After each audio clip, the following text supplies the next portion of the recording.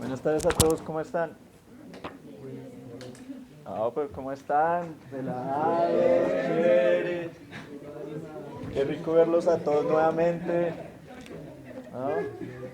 Partida de arquitectos, no sé si hay alguien más que no sea arquitecto acá. Todos arquitectos. Bueno, es un comienzo. Entonces, bienvenidos al cuarto ciclo de Arquitectulia. Bueno, un aplauso para ustedes porque ustedes son los que hacen esto que sea una realidad. Llegamos acá a cómo miramos la ciudad, ¿sí? Una pregunta que guía pues un ciclo de 4 sesiones. A lo largo de este mes veremos pues 4 visiones de cómo tomamos los ciudadanos decisiones en cuanto a la ciudad, cómo vemos la ciudad, cómo la habitamos, cómo los gobernantes deciden, cómo los extranjeros ven la misma ciudad. Entonces son algunas miradas que nos permiten pues ampliar ese espectro de esas conversaciones internas que tenemos a veces y permitir hablarlas, discutirlas pues en este espacio que es de ustedes, que son las tertulias. Entonces, este ciclo, pues a diferencia del anterior semestre, ya no será moderado por mí, será moderado por acá la persona encargada, Olga Duque, se las presento. Mucho gusto. Entonces, ella va a ser la moderadora de este ciclo. Trátenla bien, no le den duro, no la cuestionen tanto. Ella los va a cuestionar a ustedes mucho, entonces estén preparados. El día de hoy, pues la sesión se titula La ciudad en contexto. Y veremos a un documental que se llama Urbanized o Urbanizado, que dura 1 hora, pero es de un director que ha hecho una trilogía de diseño que se llama Gary Uswit. El señor comenzó con un primer documental que se llama Helvética, sobre diseño gráfico, recomendado si quieren saber un poco de esa historia helvética, que es como la fuente o la tipografía modernista por excelencia. Luego haría un documental que se llama Objectified, sobre diseño industrial precisamente, y cómo pues estamos llenos de cosas fabricadas y producidas industrialmente. Y finaliza con una reflexión en torno a la ciudad, en torno a la arquitectura y en torno a cómo se está gestionando distintas ciudades, cómo se mueven las ciudades alrededor del mundo, que es algo pues que nos puede interesar a muchos ahorita y más que todo en nuestras carreras, y a los que les interesa el urbanismo como la arquitectura. Entonces, bienvenidos sean pues a este cuarto ciclo que comienza hoy. Qué chévere verlos nuevamente y listo. Comenzamos con Urbanized.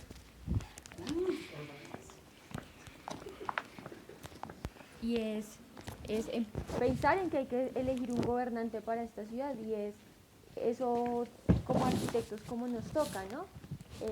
Y este video pensábamos nosotros que era como una forma muy interesante de abrir el debate porque vemos que hay muchas visiones de ciudad, hay muchos tipos de ciudad, hay muchos problemas de ciudad, hay muchas preguntas sobre la ciudad y de alguna manera nosotros como arquitectos tenemos cierta responsabilidad mínimamente en pensarnos, bueno, nosotros qué rol, qué pensamiento tenemos frente a eso, ¿no? Finalmente, como que la ciudad se vuelve el lienzo de alguna manera en el que nosotros hacemos parte de nuestra actividad profesional y es, bueno, y ahora que estamos en una coyuntura también, ya no solamente como arquitecto, sino también como ciudadano, como habitante, como persona, como joven, como mujer, como tantas cosas, es que se piensa también sobre la ciudad.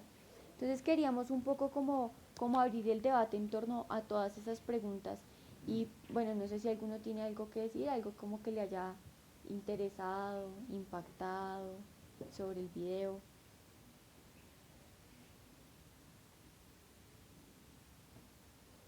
Me parece interesante que después al principio del documental hablaba sobre el trabajo multidisciplinar en las ciudades. Cuando uno se pone a analizar el contexto histórico en el que nos hablan de las ciudades, en el que las únicas personas que tienen incidencia era el arquitecto, entonces esa imagen que plantea para el futuro de las ciudades de un trabajo multidisciplinar en el que muchos profesionales de distintos campos tengan una incidencia en el desarrollo de las ciudades, de lo que pasa alrededor de este territorio, de las conexiones entre las personas. O sea, mi manera de plantear que nosotros tenemos que expandir nuestro campo de visión y entender otras formas de ver la ciudad y todos los sistemas que hay alrededor de ella.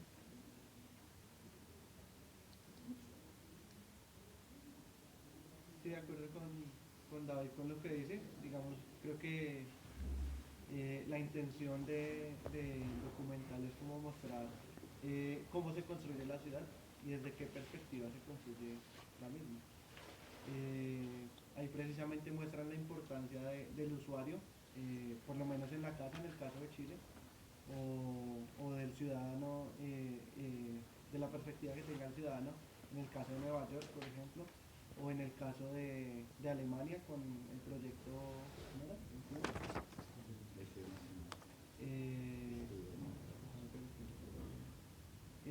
Y por ejemplo uno puede hacer un paralelo incluso con este proyecto de Alemania y con lo que ha pasado acá en Bogotá con el proyecto en el Parque Nacional, que pues los habitantes del sector se oponen pero luego quisieron igual seguir adelante con el proceso, aparte de bueno cómo se gestiona el proyecto, que es otra cosa que se puede cuestionar, cómo se empezó a realizar el proyecto, pero que luego por presión de la ciudadanía y esto, se terminó parando el proyecto y ahora tenemos ahí problemas incluso presupuestales de las inversiones que se hicieron y que tal vez se tengan que demoler un par de las plataformas que hay ahí. Por ejemplo, también hay que ver cómo cómo se ve la diferencia entre la teoría y la práctica, y precisamente es lo que muestra o lo que uno saca de análisis de lo que habla Peñalosa en el video, que claro, él pinta como si la ciudad realmente está planteando cosas para salir adelante, de verdad. Por ejemplo, muestra esta vía del porvenir, que dice que comunica la parte más rica de la ciudad con la más pobre, pero realmente eso no pasa. No sé qué considere él como la parte rica, además de que habla de que los desplazamientos largos son el problema de movilidad, pero en el gobierno de él es donde más se expande la ciudad hacia la periferia, es donde se desarrolla, por ejemplo, el proyecto de Ciudadela del Recreo, donde se hace este paso del porvenir que realmente funciona solo para la periferia de la ciudad, hacia el occidente y sur. Entonces, pues, como esas cosas a tener en cuenta. Es que es chistoso esta la analogía que hace el arquitecto de las primeras que entrevistan, todavía vemos el urbanismo como si estuviéramos hablando de diseño gráfico, como formar formas bonitas, combinar esto con lo otro y que se da una composición armónica, como citan el ejemplo de la ciudad de Brasilia, pero todavía no, incluso en la escuela todavía seguimos viendo el urbanismo de esa manera, como si estuviéramos haciendo más bien una composición en vez de entender cuáles son las relaciones que se entrelazan entre los habitantes de la ciudad. Y hace énfasis, el documental, siento que hace énfasis en esa división que hay entre las personas y la actividad. Todavía seguimos pensando en el urbanismo en que las personas van por un lado y la actividad por otro, cuando muestran ejemplos en los que ambos elementos se cruzan y es lo que conforma una comunidad alrededor de un espacio delimitado. Pues digamos que yo veía como en torno al tema del diseño, veía yo que había como un montón de contradicciones a lo largo del video, si ustedes lo notan, y es como todas las diferentes visiones que hay en términos de si realmente la ciudad se diseña o no se diseña. Por ejemplo, arrancaba el video diciendo, todo en la ciudad está pensado, todo está diseñado. Y en algún momento Renkuljas coge y dice, en la ciudad nada está diseñado. ¿Sí? Como que todo puede ser producto del mercado, realmente todo está ahí de una forma como medio azarosa. O sea, que el edificio esté diseñado no significa que la ciudad esté diseñada, pero también veíamos como esa contraposición entre este man, Robert Moses y Jane Jacobs, ¿no? Entonces era como Robert Moses sí lo diseña, pero lo diseña desde arriba, pero venga, usted que está diseñando, también hay que diseñar como desde el ojo del peatón y de quien vive la ciudad. O sea, y es como todas esas contradicciones y esas tensiones en torno a quién diseña la ciudad. Y me parecía como algo muy interesante también. sí hay varias perspectivas, porque Foster, por ejemplo, decía que era la tecnología la que iba a otorgar esas posibilidades de cambiar la ciudad a algo mucho mejor de lo que es hoy en día.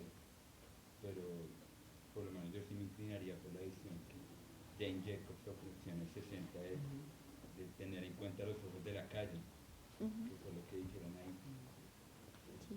Digamos que un poco, incluso para preparar la sesión, habíamos pensado como por ejemplo en una especie como de glosario y en un momento, digamos, yo pensé como el concepto de ciudad y muchas eh, como significados que había en torno a la ciudad era primero en una contraposición al campo, que de alguna manera se debate un poco en términos de, bueno, ¿y la agricultura urbana qué? ¿La huella ambiental qué? Sí, o sea, obviamente hay una distancia real entre el campo y la ciudad, pero hay debates que nos unen también. Y había otra unión, otro como definición de ciudad, que iba mucho en torno como a un lugar de concentración de flujos. Entonces, de flujos de personas, de flujos de capitales, de flujos de, bueno, de sistemas inmobiliarios, de flujos de vías, de flujos socioeconómicos, que es como el lugar en el que se une todo. Y me parece que es una visión, pero por ejemplo, cuando eso y eso lo ve uno como desde la visión del urbanista, pero cuando uno lo ve desde la visión del peatón, y si lo ven en el video se repite mucho el tema del corazón de la ciudad. Y por ejemplo, esa sería una pregunta chévere para pensar. ¿Cuál es el corazón de la ciudad? ¿Es esa definición de unión simplemente de cosas, de confluencia de flujos? ¿O cuál es el corazón de la ciudad? A lo que apela muchas veces en el video. Yo creo que una de las cosas que más me impactó del documental fue en el momento en que empieza a hablar de Detroit.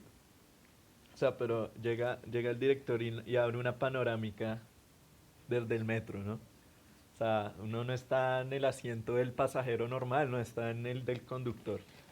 Y abre esa perspectiva y es todo un montón de edificios altos pero sin gente. Uh-huh. Vacía, totalmente vacía. Y empieza a recorrer.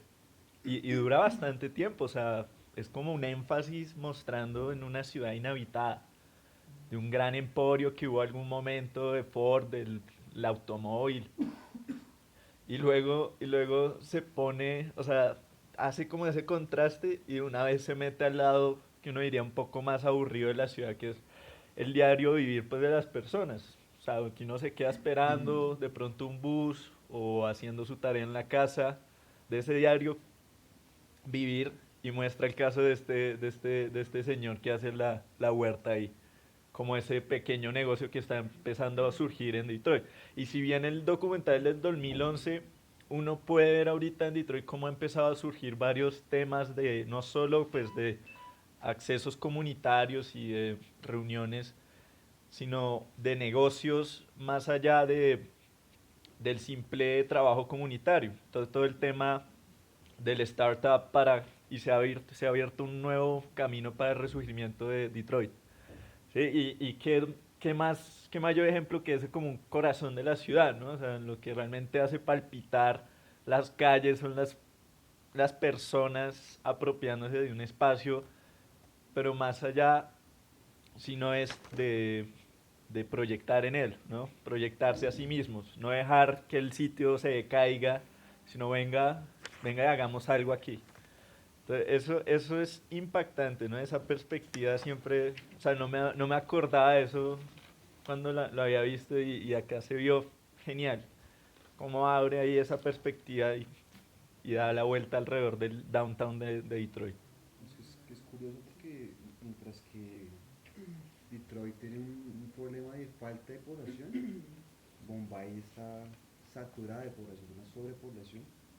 Nota el número, tiene 36 millones de personas, mientras que Detroit tiene unos 714 menos de un millón de personas. ¿Sí? Y el problema, digamos, en Bombay es que quieren que no llegue más gente, contraponiendo con Detroit que es por favor vengan, antes por favor no vengan. Sí, en Bombay hay, pues, cuando hablaba esta señora, citaba al gobierno diciendo que no queremos construir baños porque si los hacemos la gente va a venir más. ¿Sí?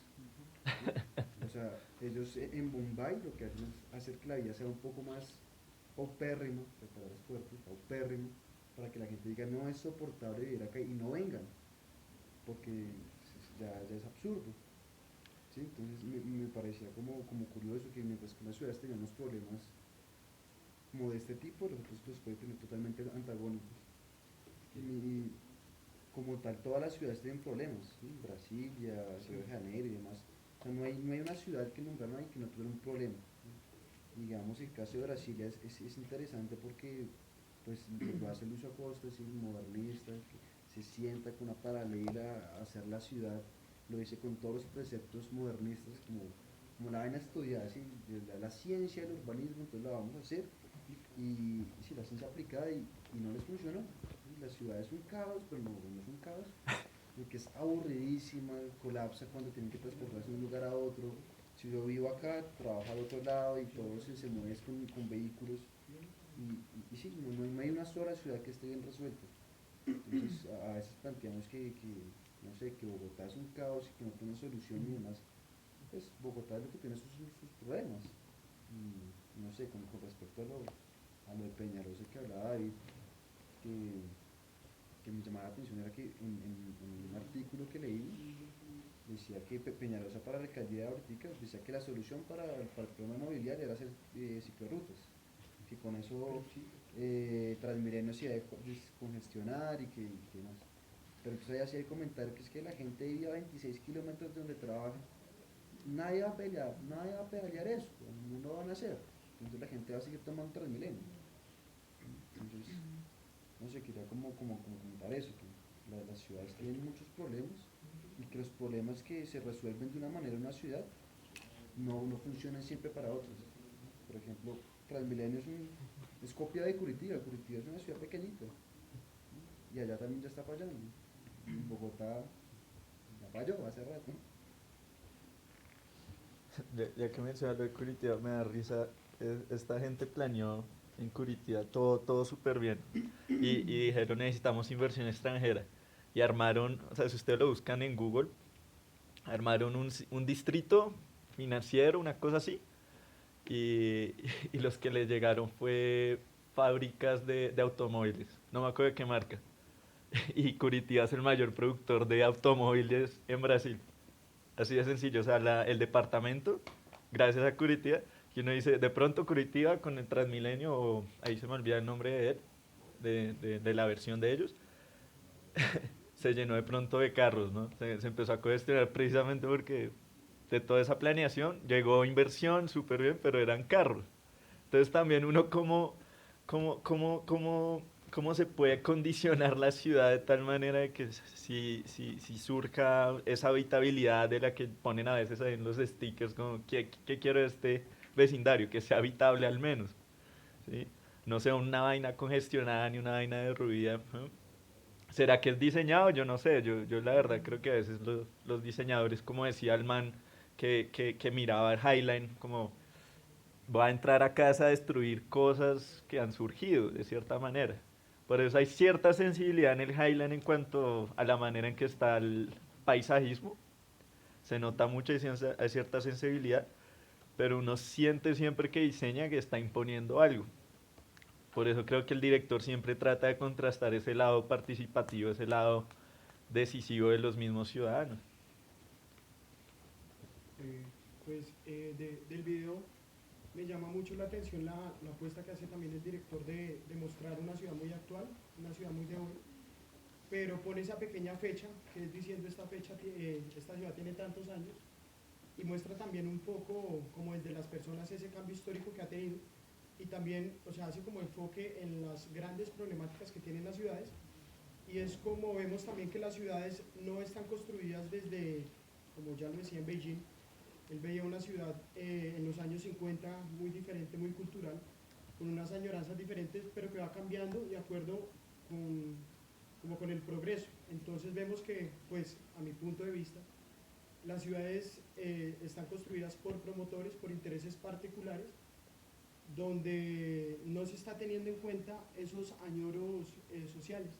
Es por eso que hoy las ciudades carecen de tanta habitabilidad y encontramos problemas tan grandes. Un poco lo que hablaba Peñalosa. Sí, tratan de mostrar como esas ideas vendibles, Transmilenio como la gran maravilla, pero nosotros que somos los verdaderos habitantes, los que estamos viviendo no solo en el 2000, sino en el 2015, nos estamos dando cuenta verdaderamente lo que Transmilenio significa para la ciudad. Entonces, la manera de urbanizar, y no estoy en contra de los urbanizadores, creo que o sea, los ahora urbanizadores no son urbanizadores, son políticos que se están pensando en las ciudades desde otro punto de vista, pero nosotros como arquitectos, y también creo que hace un llamado el video, es a que nosotros nos pensemos la ciudad, me parece que al final hablaba era Culjas, de que la ciudad no son como normas, sino es una idea, y es resaltar esa idea, y que la idea sea como la que embellezca la ciudad.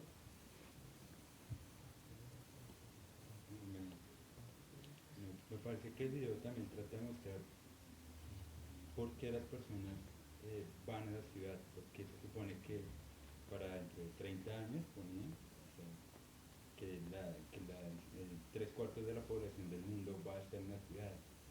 Yo recuerdo un comentario que hacía Alejandro Aravena, no en este documental, sino en otro, que decía que la ciudad era un vehículo de progreso económico para las personas. Pero la ciudad en sí misma es una contradicción, porque si bien sí, muestran a una ciudad como Detroit y luego muestran a Pekín, muestran que una ciudad no puede sobrevivir con tan poca población, pero tampoco es sostenible con tanta población. Pero la ciudad es una división de trabajo, o sea, la ciudad para sobrevivir necesita de personas que cumplan con las tareas necesarias para que todas las personas puedan convivir en ese espacio. Entonces, es como plantea ese problema de cómo podemos tener unas ciudades que puedan tener un equilibrio en el que haya una correcta distribución de la división del trabajo, en el que, que la ciudad en sí misma sea un vehículo de progreso económico, pero que sean autosostenibles, que puedan tener un control sobre lo que sucede en las ciudades, y ahí citan sobre que muestra un arquitecto estadounidense que participó en el Highline, que dice que en este caso el urbanista de establecer unos parámetros en los que la ciudad crezca, sea diseñada, y ahí tendría cabida otros dos términos que hablan en el documental, que es el urbanismo autoorganizado y el urbanismo negociado, en el que no es una persona que impone lo que sucede en un espacio determinado de la ciudad, sino que le da cabida al diseño participativo, en que las personas tienen la opción de decidir qué sucede sobre ese espacio y si cumplen o no con las necesidades de la población en el sector.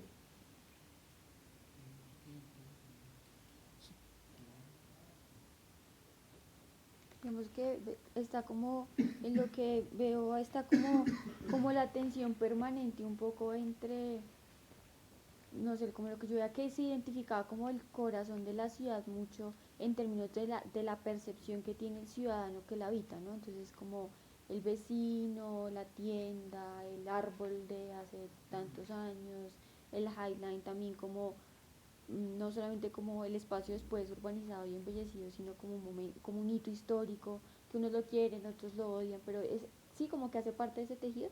Y en el otro lado está un poco lo que ellos también decían en términos de que la ciudad es un lugar de permanente competencia con otras ciudades. ¿Y compite por qué? Compite por inversión económica, compite a veces para atraer más pobladores, a veces menos, a veces sí, y eso se mueve como en un mundo mucho más macro, ¿no? Y es como esas dos tensiones siempre ahí como jugando, y bueno, y la ciudad, ¿qué? ¿Cómo diseña uno la ciudad bajo esas dos tensiones? ¿Quién se vuelve uno? Eh, ¿Robert Moses o Jane Jacobs? ¿Sí? ¿Quiénes somos? ¿El uno, el otro? ¿Es un punto medio? Como veo que está como esas dos tensiones ahí, como ya. Sí, por ejemplo, relacionado con eso del corazón de la ciudad, me impactó mucho cuando habló el arquitecto chino en Pekín, Uh-huh. que él hablaba algo que de alguna manera nosotros nos podemos relacionar mucho estando acá en Bogotá, ¿sí? Que él recordaba lo que era la experiencia de la ciudad de niño, y que era la experiencia de la ciudad era una serie de conexiones cercanas y una escala muy pequeña que tenía con conocidos y con parientes y con su barrio, con esos pequeños espacios que surgían, que de alguna manera no eran diseñados o desarrollados, sino que surgían y por eso mismo tenía una cierta autenticidad. Sí. Y que la medida que la ciudad fue creciendo, digamos, por ese desarrollo, por ese otro lado, digamos, desarrollo macro, se perdieron. Pero el punto es que no es necesariamente se tienen que perder, ¿no? Y uno lo puede relacionar con Bogotá pues, directamente porque uno escucha o recuerda inclusive de niño en esos pequeños barrios, uno se encontraba más esa sensación como esa experiencia de la ciudad, ¿sí? de poder relacionarse directamente con las personas que estaban cerca y que ahí es donde uno se empapaba, digamos, de la diversidad de la ciudad y más aún cuando uno escucha las historias que dicen, por ejemplo, nuestros padres o nuestros abuelos, ¿sí? Que eso se ha perdido con nosotros. Y eso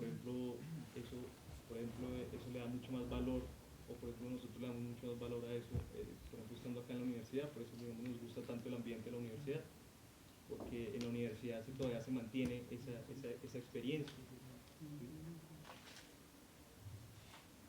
Yo, pensando también y siguiendo esa misma línea, creo que también hay que pensar la idea de la ciudad como una ciudad artificial, que es lo que se vende hoy en día y se vende a futuro. Una ciudad en que la gente no sabe ni cómo nace una zanahoria o de dónde se produce.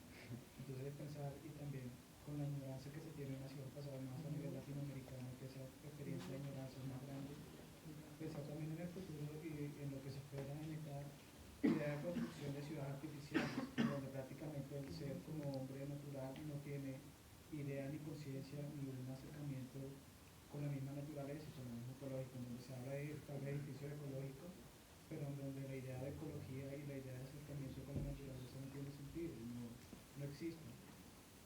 Y es también la idea en cual el hombre hasta qué punto puede soportar esta idea de una ciudad artificial y hasta qué punto es compatible una ciudad artificial con un ser natural, con una persona. Somos iba a decir algo. Sí, yo quería comentar como lo que decía Luis y lo que decía la compañera atrás, que es esa añoranza que tienen como algunos personajes de recordar el pasado, es que acá existía este parque, yo conocía a los vecinos y demás, sí, pues lo tratan como una forma muy nostálgica, como se perdió. Yo no digo es que se perdió, yo digo es que se transformó. ¿Sí? La gente entonces ya no se reúne en los parques, pero pues se puede seguir reuniendo en otros espacios. Por ejemplo, el edificio 303, que es nuestro caso, la gente se reunía en la cafetería a hablar y demás, y se perdió el espacio, pues no se perdió, acá lo estamos haciendo otra vez, lo estamos transformando y se crean nuevos espacios para recuperar esas dinámicas o transformar las dinámicas. Entonces yo no lo veo como algo como totalmente no negativo, como se perdió el espacio, que embarrada, la gente ya no se habla, no, la gente sí se sigue hablando, ahora se habla por redes, se habla de otras formas, pero eso no está mal ni está bien, simplemente es distinto. Yo, sobre, sobre el principio, sobre lo que decía Olga, que se mostraba como al principio de que todo en la ciudad estaba diseñado y que luego se decía que no estaba diseñado. Pero de pronto la segunda perspectiva de que no está diseñado era una perspectiva más amplia de la ciudad. Entonces de pronto ahí surge la idea de hasta dónde la ciudad es diseñada o hasta dónde nos permiten decidir sobre la ciudad, digamos, tanto a los arquitectos como a los habitantes. Porque a veces la ciudad, digamos, no queremos que crezca más, que la gente vaya a la periferia, pero se da por procesos a veces económicos, a veces de pues ciertas necesidades, a veces por planteamientos de los políticos de turno. Entonces es como digamos, la reflexión que hay que hacer de hasta dónde o qué papel tendríamos nosotros como arquitectos, digamos nuestra escuela, en influenciar el desarrollo mismo de la ciudad y no solamente esperar a ver si nos permiten hacer un estudio o participar en algún proyecto dentro de la ciudad, sino que la escuela debería, no sé, de pronto asesorar de mejor manera el crecimiento de la ciudad o cómo va a funcionar la ciudad actual y a futuro. Y otra cosa que pensaba es, por ejemplo, con el caso de Detroit, que por el progreso tecnológico fue una ciudad que creció muy rápido, pero que ahora las circunstancias han cambiado y la ciudad se ha venido despoblando. De pronto podríamos hacer un paralelo a algo que podría pasar en la ciudad colombiana, no necesariamente tiene que pasar, pero pues uno de las causas de por qué la ciudad ha crecido tanto es el conflicto armado. Y por ejemplo en un posconflicto, digamos donde ya el país viva la paz, obviamente con justicia social, de pronto la ciudad va a dejar de crecer e incluso la gente va a querer volver al campo. Entonces, ¿cómo va a ser la ciudad y cómo nos vamos a pensar la ciudad en ese momento? Si va a seguir creciendo o vamos a redensificarla como a veces se habla pero no se hace. Entonces, de pronto son como unas dudas que surgen ahí. Yo alguna vez hablaba con un compañero de diseño gráfico sobre este aspecto, como de la ciudad y yo no sé qué. Y uno como arquitecto tiende como ya a tener como ciertos discursos armados de cómo entiende pues de algunas normas, de cómo se proyecta, de dar cierto espacio público, todas esas cosas. Pero el man me decía como no, ustedes los arquitectos hablan de la ciudad como si fuera, como si la pudiéramos englobar, como la ciudad. Entonces voy a hablar de la ciudad se compone de distintas capas, una es geografía, otra es hidrografía, otra es ecosistema, otra es la ciudad, otra es el trabajo, y uno empieza a desenglosar la ciudad como si fuera este ente. Y el tipo me decía, es que ustedes como que no entienden la ciudad, como si no fuese un objeto. La ciudad está ahí y todos tenemos algo de qué hablar siempre de la ciudad. Todos hablamos que o el tráfico es muy feo, o que la universidad está cerrada, o que yo no sé qué aspectos hablamos siempre de la ciudad, pero jamás estamos como interactuando realmente el curso de la ciudad, ¿no? No estamos influenciando ese curso de la ciudad, sino estamos dentro de ese ente que ni siquiera podemos coger y amarrar, ¿sí? Cosa que no ocurre, digamos, de pronto cuando vamos de paseo a algún pueblito cercano de Cundinamarca o de Colombia, que uno llega y como que llega a la plaza, le da listo, puedo controlar la ciudad de una vez por todas. Es algo chiquito, algo que se puede cuantificar, pero no estas ciudades tan grandes como Bogotá. Entonces ahí es cuando uno se da cuenta de que tal vez esa idea de ciudad, de tal vez de tratar de diseñar, es como tratando de controlar algo que al final no podemos controlar, ¿sí? Entonces yo decía como el problema que yo veo en esta idea y que uno nace y está una ciudad ahí, que uno no sabe sus reglas, uno no sabe nada ni cómo está funcionando, ¿no? ¿Cuántos de ustedes saben cómo funciona la ciudad realmente? O sea, ¿cuántos de ustedes saben cómo moverse dentro de la ciudad y lograr algo ahí? O sea, si yo quiero que mi parque tenga más árboles, ¿cómo lo hago? O si quiero que arreglen un hueco, que siempre es la discusión de que Bogotá tiene hueco y yo no sé qué, ¿por qué no se pudo haber resuelto eso hace mucho tiempo? Si los ciudadanos no saben hacerlo, ¿sí? Si los ciudadanos no intervienen dentro de las ciudades, pues viven en ella, porque solo trabajan, se transportan, duermen, se despiertan y vuelven a trabajar. ¿Por qué no estamos construyendo ciudad? Eso es como una duda siempre constante. Bueno, todos vinimos acá a la universidad de pronto a educarnos, pero estamos construyendo y aportándole algo a Bogotá, no sé. Todos nos quejamos y tal vez no aportamos. O sea que hay una brecha entre los que deciden y los que critican. Esa es la otra. ¿Cómo nos escuchan? Y eso es lo que yo me doy cuenta. De pronto la ciudad no tiene la capacidad de retroalimentarse.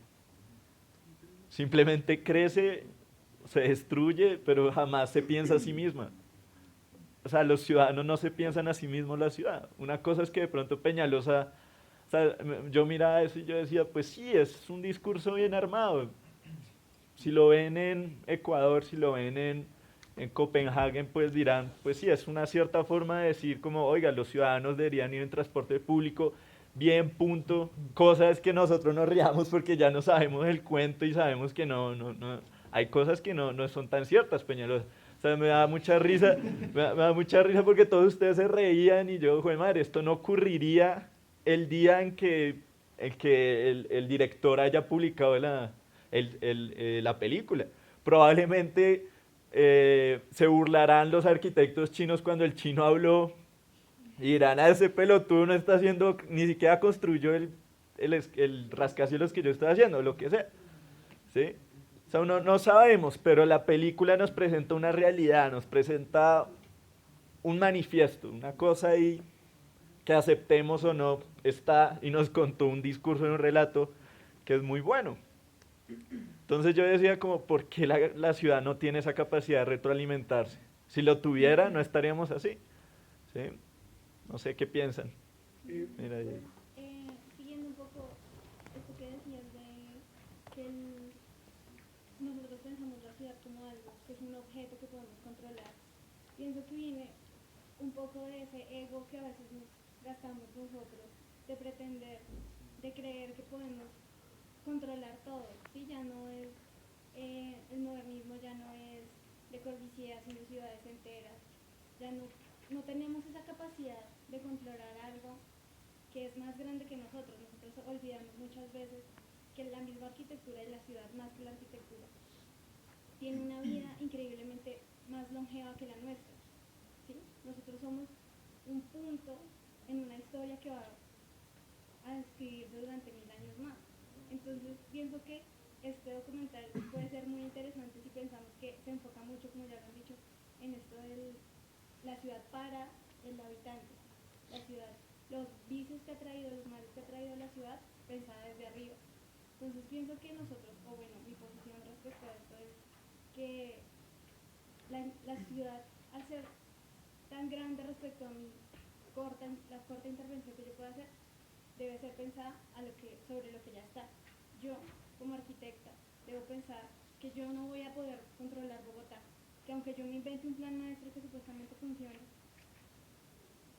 hay un bagaje histórico muy fuerte, pero que se puede hacer las intervenciones. A mí me encantaron estos que eran muy a pequeña escala, muy como de lo que surgió, de lo que la naturaleza nos dio. El Highline me parece un proyecto chévere, interesante, en ese sentido de que es para el peatón, es para contribuir a rescatar algo que la historia le dejó, que se estaba perdiendo, pero es rescatar los valores y mejorarlos a la escala del peatón. Ya de pronto muchas ciudades se han hecho en construcciones altísimas, imperios y todo, pero se olvidó esto. Nosotros ya estamos siendo conscientes de que estos son vicios y que nuestra intervención, por pequeña que sea, puede ser interesante. Debemos abandonar el ego de creer que con una idea nuestra de una persona que vive muchísimo menos que la ciudad que va a poder cambiar, va a poder modificarla. Yo creo que esto nos puede hacer pensar en el aporte a un cierto número de vidas que puede hacer una pequeña intervención. A mí me llegó mucho más. Me parece interesante lo que dices, porque como asociando lo que dice Andrés con lo que dices tú, o sea, pero si nosotros tenemos tanta incidencia en el desarrollo de una ciudad, ¿por qué no lo hemos hecho? Y es que siento que nos hemos acomodado a las dinámicas del mercado, y si nos acomodamos a ella, no tenemos trabajo. Entonces, si nosotros aplicáramos la misma lógica que aplican los arquitectos que diseñan los centros comerciales como el Titán, y en vez de hacer un edificio que esté pensado para el beneficio económico de las personas que invierten en este lugar, y lo pensáramos en ese lugar, en vez de construir un centro comercial, un proyecto que beneficie socialmente a la comunidad alrededor del lugar, evidentemente esto iría en contra de los intereses económicos de la ciudad, pero iría en pro del beneficio de la sociedad.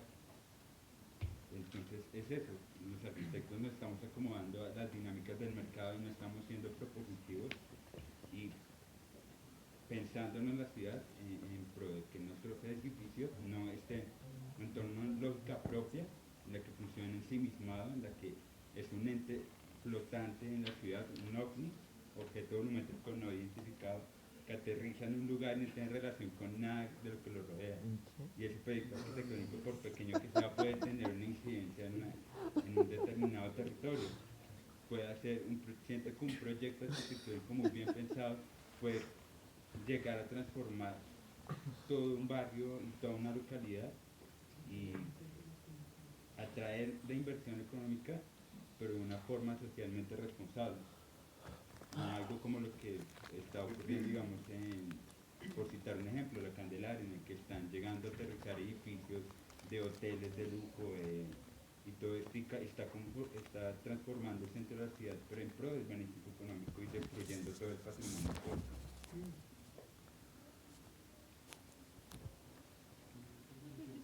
Estaba escuchando lo que decías de que algo que está en pro del progreso económico va necesariamente en contra del beneficio social, y pienso que la idea, o bueno, el propósito creo que de los arquitectos sería lograr ese equilibrio, o sea, no decir, no nos importa nada, vamos a hacer un centro comercial que no beneficie al ente económico, porque pues igual ese es el punto en cierto sentido, pero tener ese equilibrio entre el beneficio económico y el beneficio social. Y me parecía algo interesante que decía uno de los arquitectos, y era que todos los proyectos iban a tener ciertos como aspectos positivos y aspectos negativos, entonces que debíamos ser conscientes que todos esos cambios tenían unas consecuencias, y pues tenemos que analizar qué riesgos o qué consecuencias estamos dispuestos a afrontar para tener ese progreso o mantener esa tradición, porque es un poco lo que decía, el desequilibrio entre queremos una ciudad progresista, futurista, pero también queremos algo que se apegue a la tradición, a la conexión en las calles, pero entonces pues me parece que es interesante esa dualidad. Tomando, bueno, lo que estaban hablando de un poco lo que hablaba Cañavera, de cómo verdaderamente cómo se soluciona, cómo nosotros realmente hacemos la solución de la ciudad. Y creo que el ejemplo lo ponía en Sudáfrica. En Sudáfrica el arquitecto, bueno, tipo de arquitectos que decían, hay que trabajar es desde la comunidad, conociendo cuál es la problemática, o sea, la comunidad conoce a fondo la problemática, y no es el hombre que está parado mirando desde la escala 1-10.000 diciendo, este punto está como vacío, no. Es el vecino al lado de la casa del otro vacío que me dice, oiga, esto está vacío por esto y esto y esto, porque acá hay inseguridad, porque acá falta luz. Entonces creo que el papel, otra vez a mi punto de vista, de los arquitectos, comienza desde las mismas bases, y es conociendo nuestra problemática social desde el mismo entorno, o sea, sabiendo qué hace falta en nuestros barrios. Y desde ahí comenzar a convencer a la comunidad de aquello que nosotros hemos adquirido, y es una idea. Nosotros tenemos la idea de cómo hacer que eso cambie. Creo que cuando la comunidad se entera y sabe desde un lado más específico cómo se puede tratar ese problema, creo que ahí ya comienza una verdadera solución. Creo que tampoco hay que sentarnos a criticar la ciudad, decir, no, Transmilenio no funciona, no, en mi barrio roban, no. Hay que comenzar a trabajar, y creo que hay que trabajar desde las bases. Eso como un compromiso del arquitecto. Pues, ¿tú quieres hablar? Sí, después de... Yo discrepo con lo que dice David, creo que me recuerda lo que dice Carito, que no siempre los intereses económicos van en contra de los intereses sociales. Entonces, como arquitecto no es que tendamos siempre a favorecer a uno y al otro pues que se joda, no, eso no es así. Uno tiene que llegar a un concilio en que beneficiamos por tanto a la parte que está invirtiendo y que quiere generar como ingresos a la ciudad, y que finalmente va a terminar ganando una parte, y podemos ayudar a la comunidad haciendo un proyecto que lo integre, que participe, que la gente como se recoja ahí, ¿sí?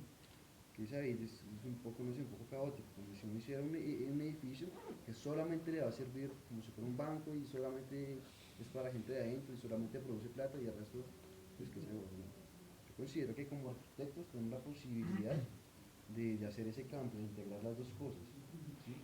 Y como decía el compañero que lo anteriormente, que criticar todo el tiempo, que Transmilenio, que eso no sé qué, me llamaba la atención de del proyecto de Stuttgart 21, que por un lado la gente se oponía y decía como no, esto es una mierda, ¿no? Pero por otro lado hay gente que aceptaba el proyecto y decía, pues ya está hecho, ya lo están haciendo, pues si queremos que Stuttgart progrese, pues debemos apoyar el proyecto y sacarlo adelante, ¿sí? No es una cuestión de que, bueno, entonces, si Santos es presidente, entonces no hagamos la paz, no, que Santos. No, si Petro es alcalde, entonces todo lo que haga Petro es malo, yo no participo. No, se supone que pues ya hay una persona que está encargada, que está haciendo proyectos, la idea es que uno los critique, pero además proponga, ¿sí? No se trate de, entonces, no, la máquina de tapahuecos, no, la puso Petro, entonces, no la usemos, la puso Petro. No, la idea es que las cosas se puedan fluir, ¿sí? Hay recursos que se invirtieron y se pueden usar, ¿sí? Independientemente, acá nuestro tema es la política, si de uno de otro, o intereses, digamos, económicos o sociales, yo creo que uno como ciudadano debe participar para que las cosas progresen, ¿sí? Resi- no sé, resistirse al cambio, ¿sí? Ella iba a decir algo. Pero habían pedido la palabra por allá, primero. Después yo. Yo creo que gran parte del problema se nos sale un poco de las manos y no es ni arquitectónico ni urbanístico, y es económico y político, problema político. El documental un poco nos plantea una dualidad entre el usuario, digamos, el punto de vista de a pie, y el diseñador, pero muy poco habla de que pone la plata, que es quien toma las decisiones realmente, que es quien pone a bailar al diseñador, que es quien pone también un poco a bailar al consumidor, y que, bueno, a través de la publicidad sabemos que el consumidor puede llegar a cualquier cosa, a grados de ridículos extremos, etc. Entonces el problema se nos va de las manos en gran parte y tiene que ver con el modelo económico, con un problema político del modelo económico que se está tomando, que se está siguiendo. Las ciudades que tenemos son el resultado de un modelo económico que estamos tomando como verdad. Sí, nosotros teníamos ahí como justamente como las preguntas orientadoras y era como quién gobierna la ciudad finalmente, o sea, realmente nosotros altruistamente podemos decir somos los arquitectos el punto medio entre la economía y el interés social, o a la hora de la verdad cualquiera de nosotros si consigue un trabajo de dibujante en amarillo haciendo viviendas de interés social, pues ¿qué le hace si toca? ¿Sí? O sea, y la pregunta también es ¿quién gobierna la ciudad entonces? ¿La gobierna el alcalde?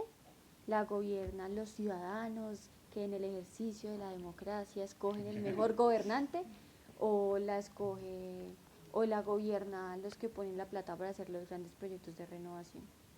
¿Quién gobierna realmente la ciudad? Es más complejo. No, pues sí quería hablar un poco de lo que tú decías del tema de la relación que hay, las escalas que se manejan de hace unos años a hoy. Porque sí, a mi opinión sí se ha perdido mucho. O sea, ya el sentido de apropiación se ha, digamos, que desvalorizado, igual que, digamos, lo que hablábamos del sistema económico en el que estamos ya insertados, porque ya, como has dicho, se nos ha salido de las manos y ya estamos dentro de él. O sea, las siguientes generaciones, para poder cambiar ese modelo que ya tenemos, digamos, tan desechable que hay con respecto a la misma ética, al tema del urbanismo, ya no, o sea, es un tema, digamos, que no se va a desarrollar en menos de 100 años, de una década. Yo lo veo, digamos, muy complejo en ese sentido, porque no hemos logrado realizar un cambio ni siquiera dentro de nosotros mismos y concientizarnos de que el modelo, digamos, como tal, ese capitalismo que ya tenemos no está bien, que ya se nos ha salido de las manos y que se ha vuelto, digamos, parte de ciertos entes que han decidido gobernar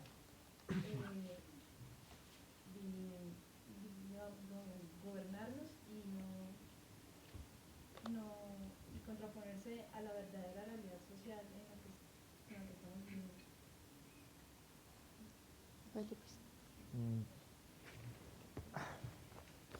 Voy a decir algo que era más o menos algo así, que el ser humano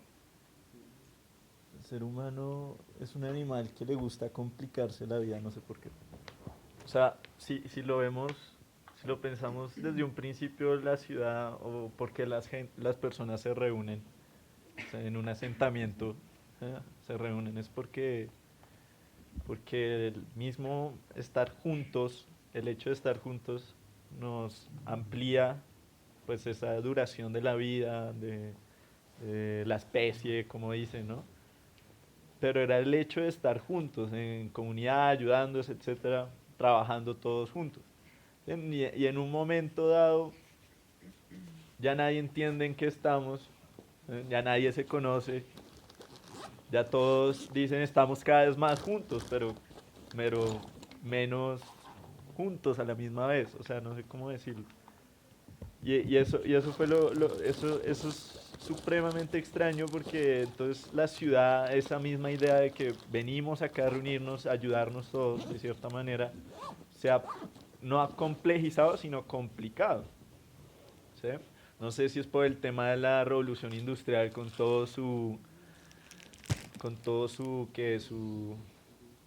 parafernalia de nuevos inventos, entonces la gente se dejó transportar hacia una idea de que el trabajo me compraba ciertos lujos que no podía adquirir antes, o que realmente es mejor estar juntos, pero sin saber quién es el que nos ordena qué es lo que debemos hacer, ¿no? O sea, es algo raro porque hemos perdido cierta libertad en cuanto a poder, a poder salir de esos límites que nos hemos impuesto a sí mismos, que es hay que ir a una educación, hay que vivir de cierta manera, hay que vivir en una familia de tal y tales condiciones. Supremamente extraño, o sea, nos hemos complicado. Entonces yo preguntaría cómo descomplicar la ciudad, o sea, cuál es la mejor manera de vivir realmente, si fuese así, ¿no?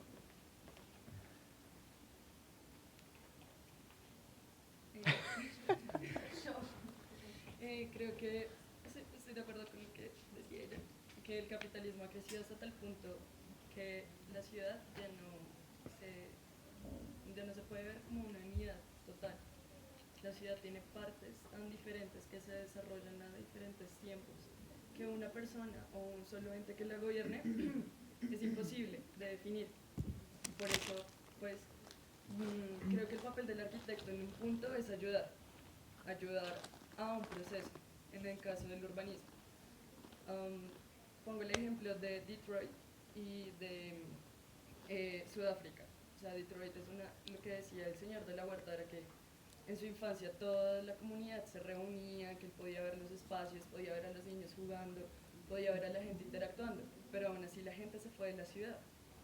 Y está el otro caso en el que no tenían espacios para interactuar, en el que todo era más difícil y la gente se está apropiando de esas cosas. Entonces, son diferentes casos en los que los arquitectos se enfrentan a diferentes problemas según la ciudad, según el entorno, pero digamos que como una solución completa no se puede dar sin ver el contexto, sin ver lo que ha pasado. Y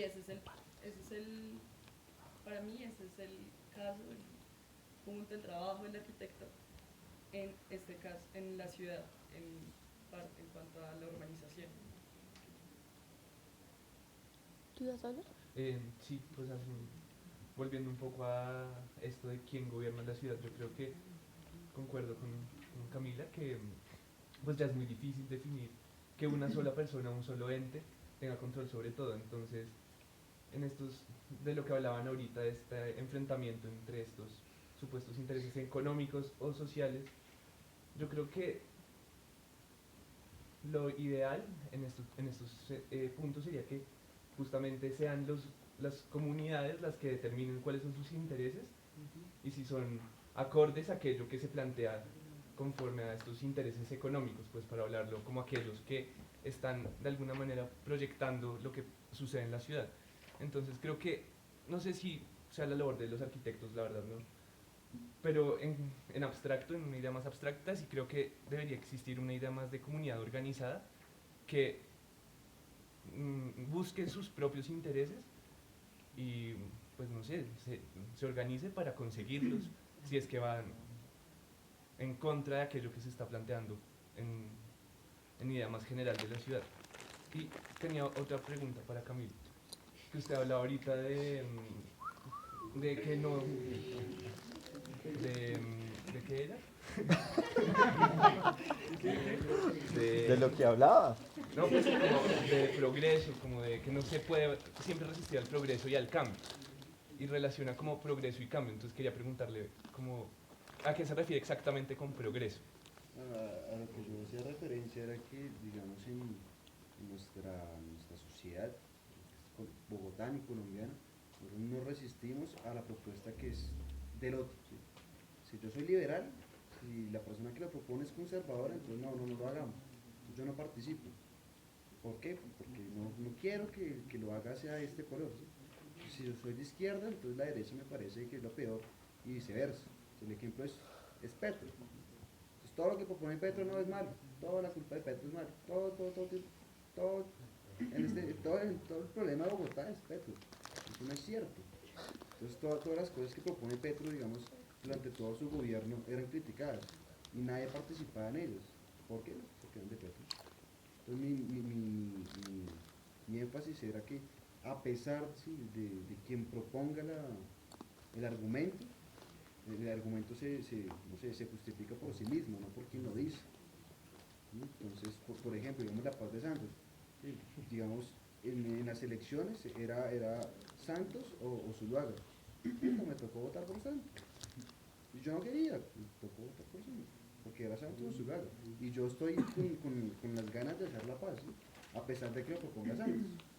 Entonces mi énfasis era eso, como que a pesar de que las cosas sean propuestas de una u otra forma, la sociedad, si quiere desarrollarse, si quiere progresar, debe avalar los proyectos y los debe desarrollar y participar en Sí, ellos. pero esa es la pregunta, ¿a qué se refiere con el progreso? No, pero tai, porque hay mucha gente que quiere hablar. Viva la compañera, vea, 1, 2, 3 y 4. Y 5. ¿Tú no? Ah, bueno. 4. Entonces 4. Yo quería hablar un poco como sobre lo que la compañera Preséntate. decía sobre... ¿Puedo hacer una moción? Haga. ¿Qué? ¿Mociones? Bueno. Sí, No sé. sí. Si hable. No sé. No, pues que si los comentarios sigan como haciendo una réplica de lo que estábamos hablando, que pues, tú vas a cambiar de tema, entonces era como para que los compañeros quieran hablar sobre el tema, lo hagan primero. A mí me gustaría hablar del tema. Bueno, tenemos acá un debate pendiente sobre el tema del progreso. Dejémoslo acá en paréntesis mientras la compañera habla, que ella lleva la mano arriba ya un rato. Es justo. Es un tema que todo se interconecta, ¿no? O sea, no son debates separados. Sí, muy bien. Además.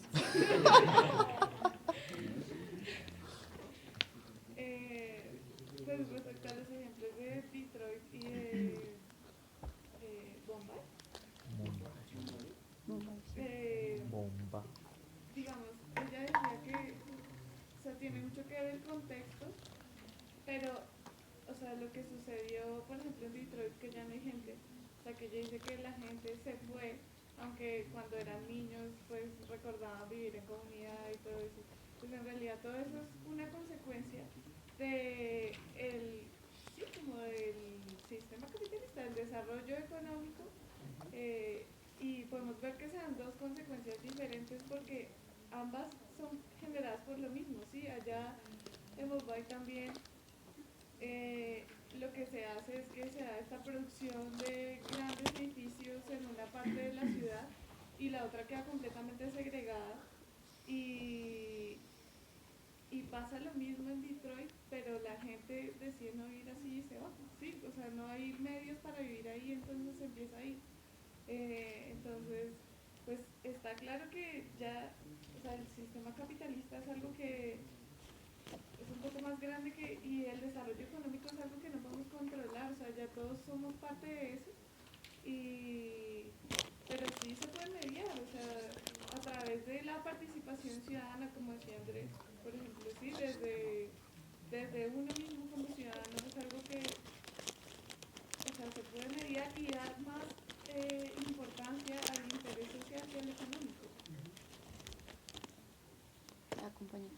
Quería comentar lo que decía Susan, recordando una frase que mencionaba uno de los arquitectos de Estados Unidos, que me parece que es muy pertinente cuando hablabas del contexto, y es que no se puede tomar el modelo de ciudad estadounidense del siglo XX y meterlo a una ciudad de Sudáfrica en el siglo XXI, y creo que ese es el problema que ha sucedido en Latinoamérica y en muchos otros lugares, que es que tenemos una idea de cómo debe ser la ciudad y la metemos acá como embutida y caiga como le caiga al resto del mundo. Y decía, tenemos que mirar la ciudad en su contexto para el momento que vivimos y como decían por acá también, para el futuro, porque, no sé, pienso yo, Peñalosa en su momento pensó que estaba haciendo algo, la maravilla, o sea, que era para el futuro y nosotros que lo estamos viviendo en el futuro, vemos, oye, no es tan ideal como él lo planteaba.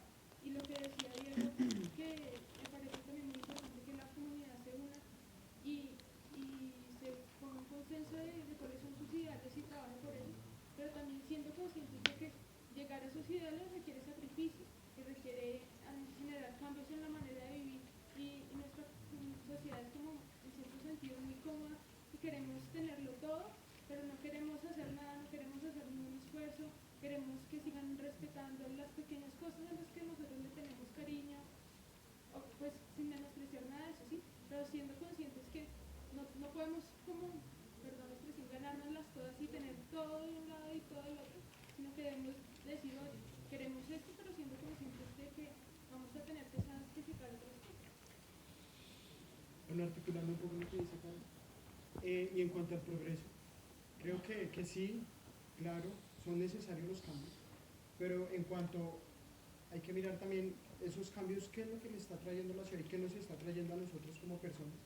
Y la pregunta es, ¿a quién estamos encargando de que esté direccionando o esté dirigiendo ese tipo de cambios? Entonces creo que lo que se habla del debate del progreso, sí, hay que hacerlo, pero ¿hasta qué punto? ¿Hasta qué punto nosotros estamos permitiendo que ese avance esté destruyendo cierta parte?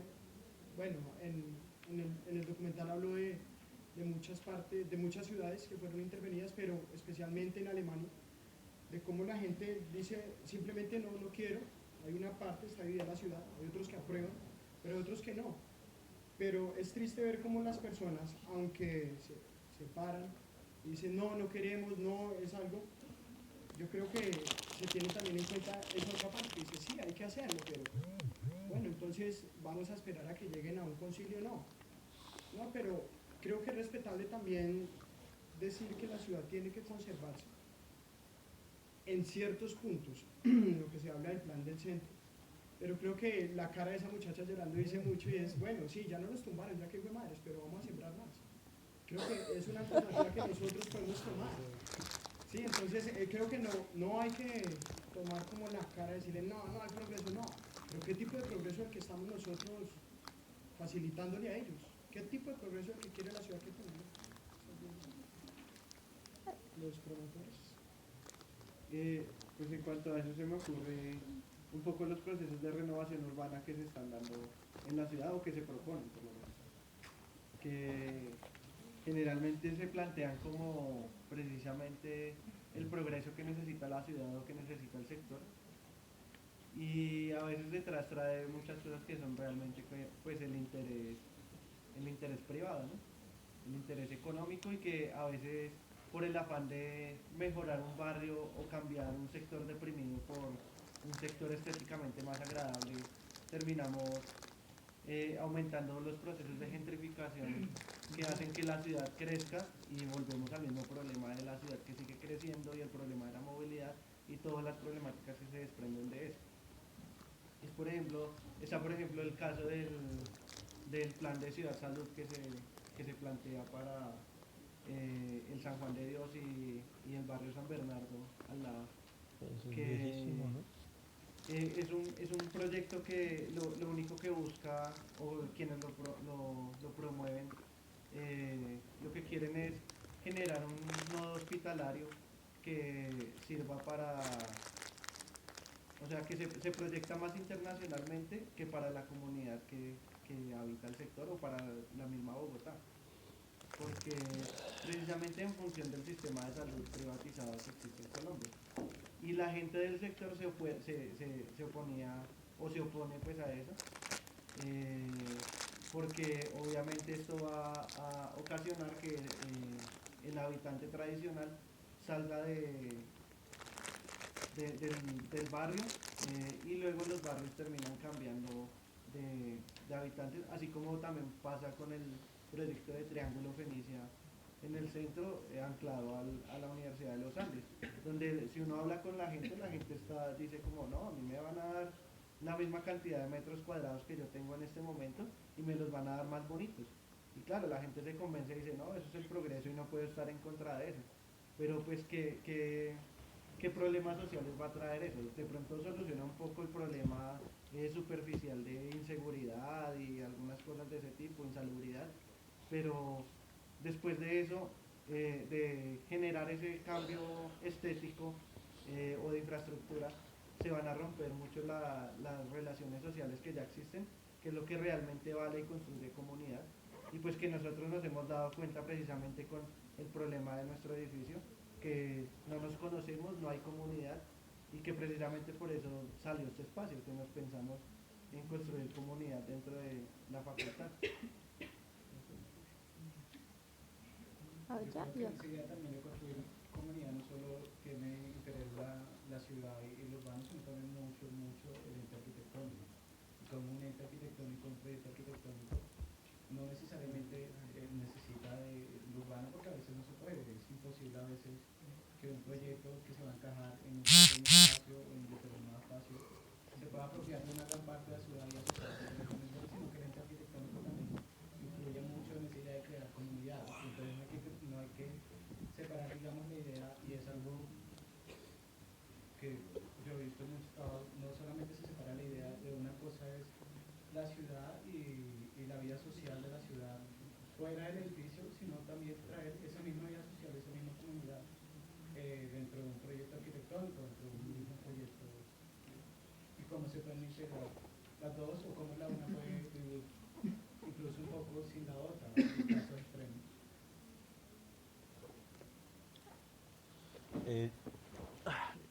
¿Qué iba a decir? Iba a decir dos cosas. La primera era sobre todo lo que han venido diciendo, que era, o sea, yo tiendo a entender que por lo general los estudiantes de la Nacional tendemos a pensar mucho, a cuestionar pues lo que hay actualmente y de cierta manera pues tratar, o sea, pensamos en que hay algo mal, nos damos cuenta, somos conscientes, ¿sí? Somos conscientes. Entonces lo segundo que decía era, bueno, y si tratamos de aterrizar algo, decimos como, bueno, que empecemos a hacer algún cambio en la ciudad, como empecemos a hacer algún cambio en la ciudad. Y uno dice, qué chimba poder construir un conjunto residencial que sea bueno y un ejemplo nacional y yo no sé qué. Hombre, pero eso necesita mucha plata, y si necesito mucha plata necesito ir a una constructora, pero la constructora tiene unos intereses de rentabilidad bastante altos. Entonces uno dice, qué asco, qué asco, qué asco esta ciudad, y bota el papel, listo. Pensemos en otra idea, ¿qué tal si el problema de la ciudad es realmente la movilidad? ¿Cómo intervenimos? Pero somos estudiantes, estamos pensando, estamos haciendo, pero no estamos logrando nada, dice uno, ¿no? O sea, ¿qué tal si esa academia, que uno entrara a arquitectura y los primeros talleres, hey, vamos a hacer cosas dentro del barrio acá, La Soledad, listo, vamos, y empezamos a construir la ciudad, y uno, uy, primer semestre y ya hice mi primer mortero, mamá, chimba. No, esas cosas, pero digo yo como empezar a hacer y hacer y hacer y hacer, o sea, empezar a hacer, eso es lo que yo digo, cómo empezar a hacer y a interactuar y a construir dentro de la ciudad. Entonces uno dice, o sea, ahorita yo que he estado trabajando en fundaciones y ese cuento, yo decía, ¿cómo se maneja una fundación? O sea, una fundación no es que, o sea, por sí misma no busca rentabilidad, sino una fundación es sin ánimo de lucro siempre. Entonces uno decía, ¿cómo cogen dinero las fundaciones? Más que todas esas fundaciones ficticias que hacen las encuestas de economía, que hacen las encuestas de la alcaldía, que hacen todas esas cosas. Y uno dice, ve, tan raro, ¿cómo ganan dinero estas fundaciones? Digo, ¿de dónde sacan recursos para hacer un impacto dentro de la opinión pública que sale? Fedesarrollo dijo esto y esto, y Fedesarrollo no es que sea, o sea, creo que Fedesarrollo no es ni siquiera un banco ni nada, es una fundación. ¿Sí? Cosas como por ese estilo que tienen ese porte que uno no sabe ni entiende, porque uno ha ido, como muchos de ustedes han dicho, estamos en un mercado, pero por si no lo sabemos, muchos pagamos impuestos. ¿Sí? Y ese dinero muchas veces lo aportan las Naciones Unidas, o sea, se va dirigido a las Naciones Unidas, se va dirigido a bancos de desarrollo como es el BID, como es la CAF, acá en Latinoamérica. Entonces uno decía, oiga, hay plata, no sé si de sobra, no, hay plata para hacer cosas sociales. Y eso es a lo que se le dedican las fundaciones, a competir por esos recursos para una función social. Entonces yo estaba hablando con un compañero hace unas 2 horas, le decía, oiga, yo quiero hacer mi fundación que sea sobre una idea buenísima. Me decía, nos vamos a financiar diciéndole a las constructoras que vamos a educar a sus obreros para que tengan obreros de mano de obra de alta calidad. Y yo decía, ve, pues chévere, pero pues, lo que consigue es que los edificios sean mejores, pero no el diseño, por un lado. Que ya no haya tantos machotes ni tantos robos en cuanto a la mano de obra ni al rendimiento, y uno dice, pues chévere, chévere. Pero pensemos en otra cosa, decíamos ahí, ¿qué tal una fundación que no hay de arquitectura? ¿Sí? Y uno decía, una fundación que hace un estudio, hace muchas cosas, ¿no? Entre esas está Arquitertulia, chévere. Pero no, está por ejemplo, esa fundación que se dedica a estudiar el mercado inmobiliario y saca una conclusión ahí, aparece en el tiempo del espectador. Oiga, no, la Fundación Pepito Pérez Arquitectos, yo no sé qué, dice que construir 1 metro cuadrado vale esto y lo venden en Bogotá al 4, la gente no sabe eso. O sea, creo que todos acá intuimos que realmente no cuesta, o sea, los precios que se dan en Bogotá no están relacionados con nada con lo que cuesta construir realmente en Bogotá. Y más si es ladrillos y concreto. No es que sea, pues, la gran cosa. Entonces uno diría como, ¿qué tal si uno empieza a generar opinión de esas maneras? ¿Sí? O buscando recursos de otras maneras como lo que decía Wilmer. En Bogotá hay proyectos de renovación urbana, la empresa Virgilio Barcos Sas va a ser el Campín, va a ser el proyecto CAM, va a ser el proyecto Ministerios, proyectos de billones y billones de pesos. Imagínense una empresa de gran envergadura y no tiene en cuenta a los ciudadanos. Y uno dice, ¡puf! Pero qué pelotudos, ¿qué está pasando? ¿Qué pasa? O sea, lo que uno dice, lo que ocurre normalmente en el Estado colombiano, ya que estamos acá en Colombia, es que el Estado delega todo al privado, ¿no? O sea, no hay seguridad. Entonces toda la mano de guerrilleros, toda la mano de militares, vámonos para la seguridad privada porque es un buen negocio. Y hablando de esa vaina, mi papá que hace auditorías a veces fue a esa vaina y le decía, no, ayer estuvo Uribe y Pacho Santos acá diciéndole esta, y a esa gente les encanta eso porque como el negocio de ellos es la seguridad, entonces es seguridad privada, delegar esas cosas. Entonces uno dice en ese orden de ideas, si lo que falta es participación ciudadana, ¿por qué no hay entes privados, fundaciones, etcétera, haciendo la labor que el Estado en su ignorancia y en su falta de capacidad no puede? ¿Eh? Les dejo esa inquietud. Y me voy. No, Por ejemplo, algo que pasa aquí en la universidad, ¿cuántos estudiantes necesitamos para que nuestro voto en realidad se tenga en cuenta a la hora de elegir nuestros líderes? ¿Sí?